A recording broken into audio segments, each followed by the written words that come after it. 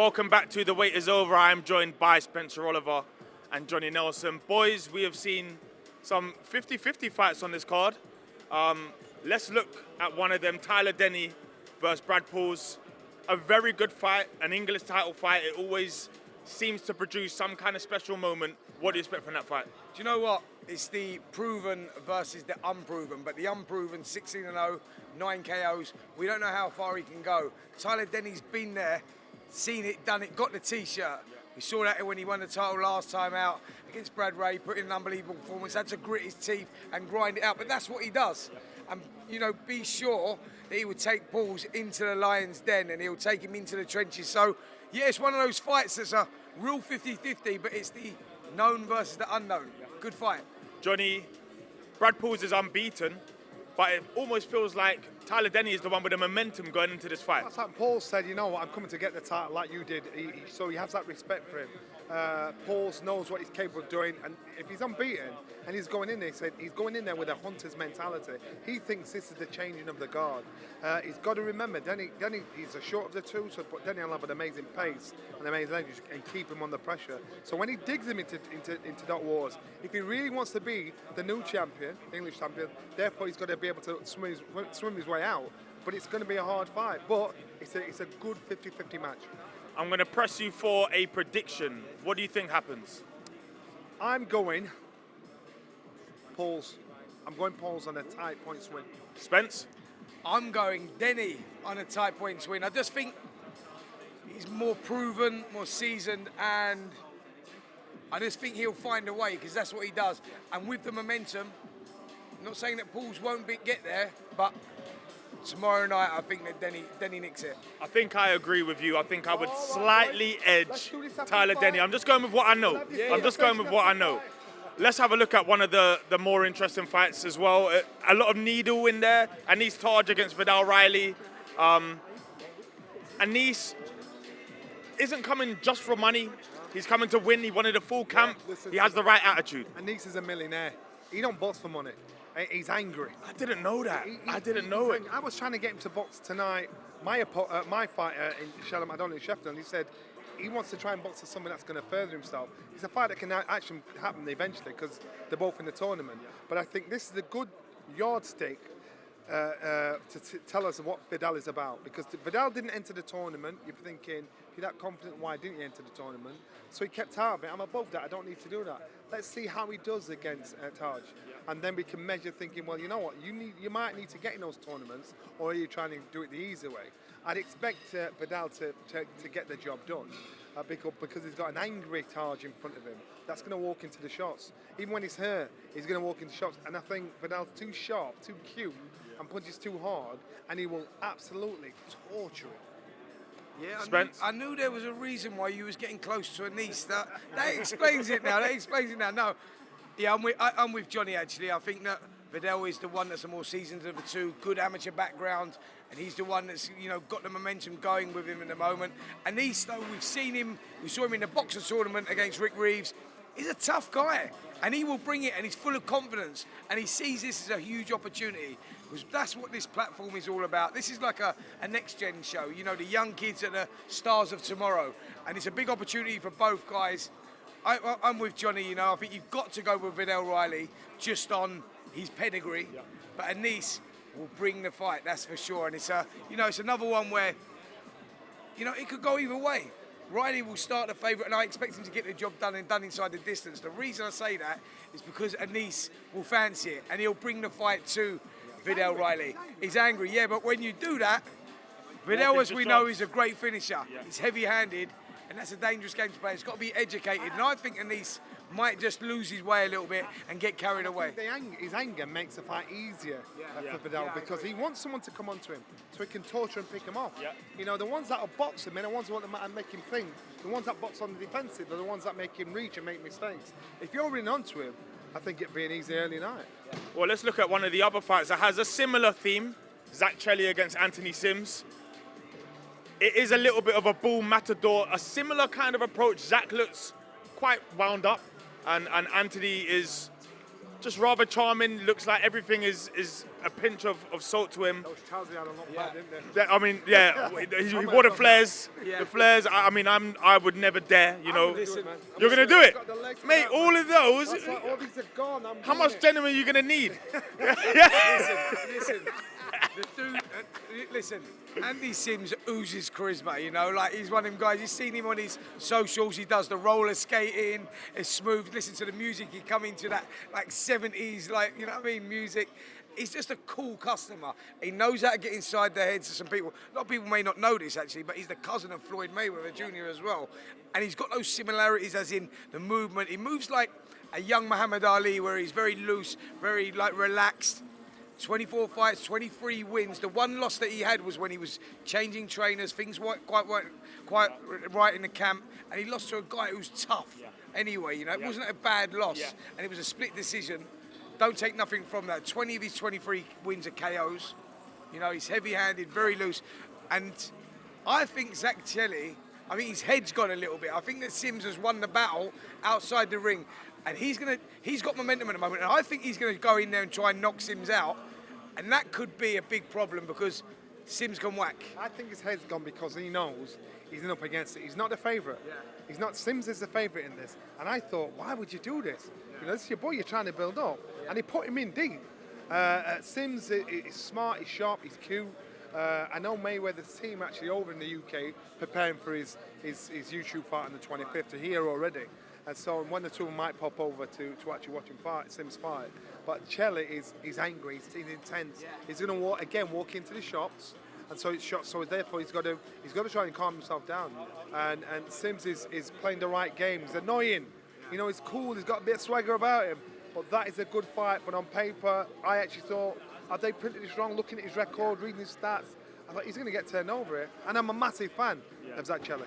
Yeah. I like Zach a lot. I think he can be a bit crude and maybe a little bit one-dimensional, but it usually works, you know, and he maybe hasn't boxed somebody with the skill and the movement of Anthony Sims, but is there something else in this? I feel like the confidence that Zach has is there for a reason. Can't do that with a banger. Listen, that's his big downfall here.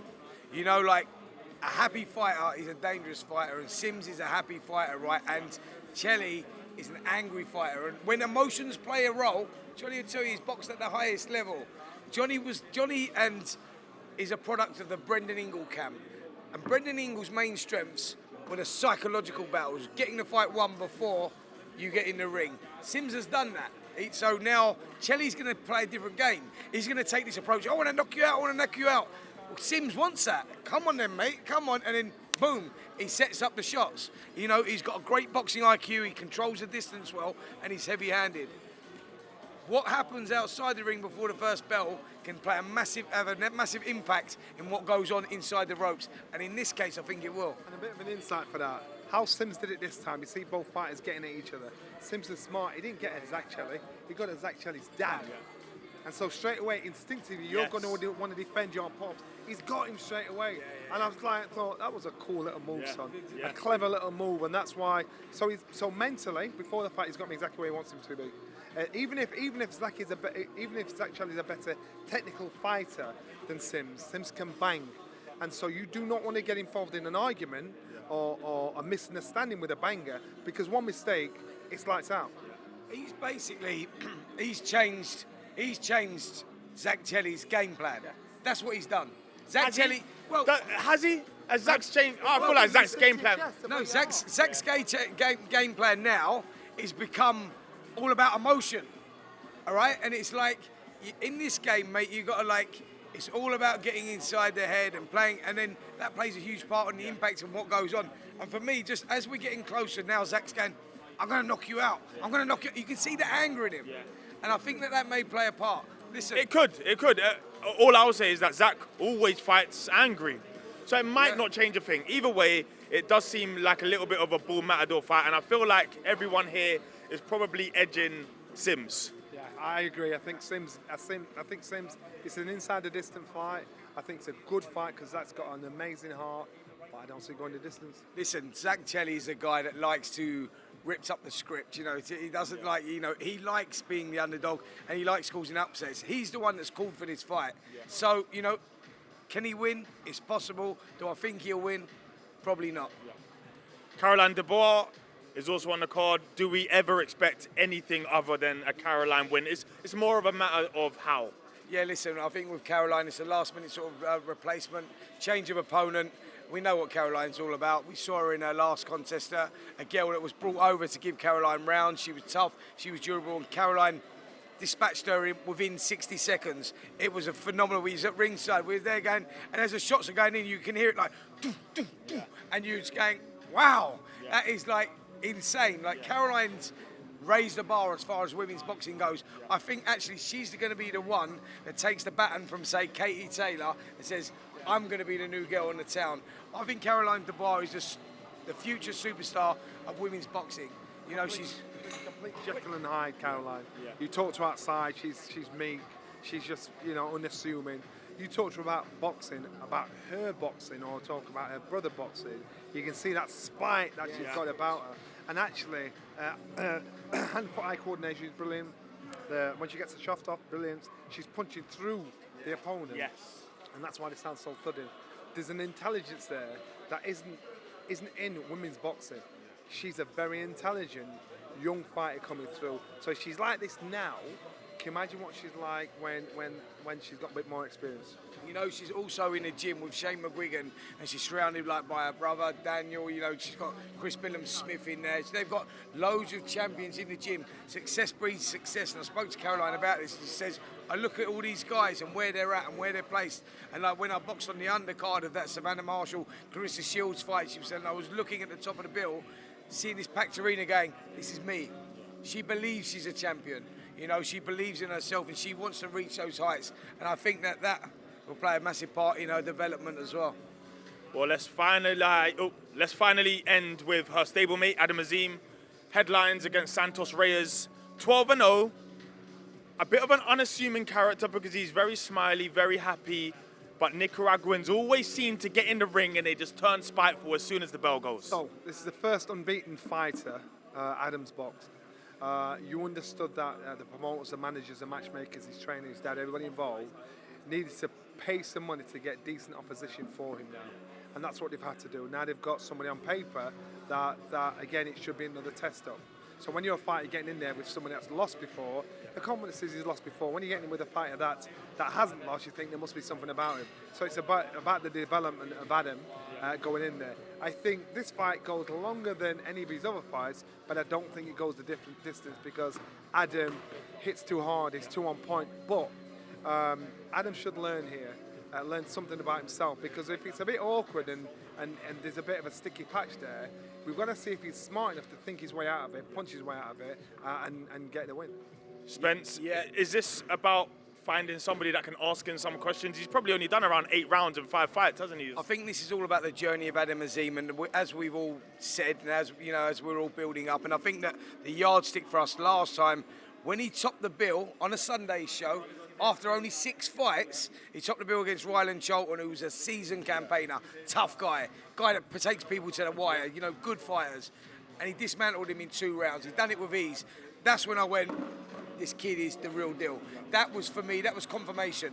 This now is all about, now he's 7-0 and topping the bill on a Saturday night Sky Show platform. This is all about getting the kid used to the bright lights, the big stage, because I think he's going to be a superstar, not just British boxing, but globally.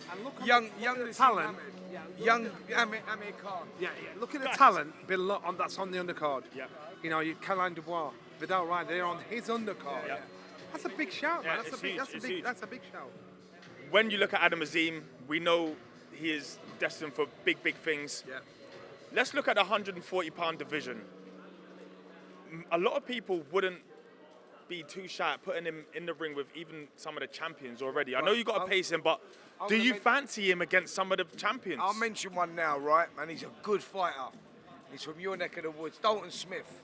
Dalton Smith is a good fighter, right? But what I'm saying is, Dalton Smith's a seasoned fighter, yeah?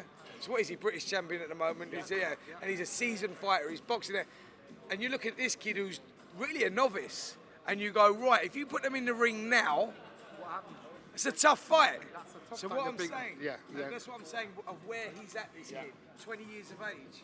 You know, they're talking about European titles by the end of the year, world titles before he's 22. It's a realistic target because if you're good enough, you're old enough. And I just think that they're doing a good job with him, building him. And his opponent, by the way, Reyes, who's 12-0, like you say, he's tough. I've seen him fight. He's flat-footed, South American type style, throws loads of punches. Stylistically, perfect for Azim, who's got hand speed and angles. That's right. I think he gets the job done inside 3 or 4 rounds. So for Adam, I think at this level, remember Vasily Lomachenko in his second professional fight boxed for the world title. This is how much they thought this kid can do it. The talent of him coming through Tomljanović's to the pros, but unfortunately he didn't have enough experience to get out. So his only problem is, Adam's only problem is the lack of experience, not lack of ability. So they've got a match to start with. I think at a European level now, I think he can do it at a European level, but they don't want to. They need to get me experience and get these kind of opponents coming through. I was in Cuba. I bumped into Jimmy First. Jimmy First, 40-year-old, he turned it out. I bumped into him. What are you doing here? He said, I'm sparring. He goes out and travels all over the place sparring. I saw him last night, and he said to me, you know what? The one I would avoid more than anybody is Adam Azim. He said I rate him massively. Everybody else in Britain, I rate Adam over everybody and anybody. But he's fancied that fight. And I thought, good on you. You know, again, another good yardstick. But on a domestic level, I think Adam should clear up as much as he can domestically. If the opportunity comes for a European title fight, I understand taking it. But with that comes a responsibility. You are then in deep waters. You can no longer box somebody that hasn't done anything. They've got to be eligible and experienced enough to box for a European title. So you've got to be careful what you wish for.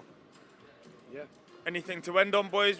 I think we are all pretty much predicting a stoppage inside the distance, but maybe a valiant effort from Santos Reyes. Listen, I think we should end on this. Let's pick a fight of the night. A fight of the night. Do we go? Listen, let's go for it. No, because we got one of these. Like, you know, it's like 50-50 fights down the line. What are you I'm going Denny and Paul's. Right? You thought I was going to go Sims, didn't you? Did you think I was going to go Sims and Chelli? No, I'm going to go with Denny and Paul's just because I think Paul's has got something to prove. Denny is tough as you like, and so I think them ingredients make for an explosive fight. So I'm going to go. I think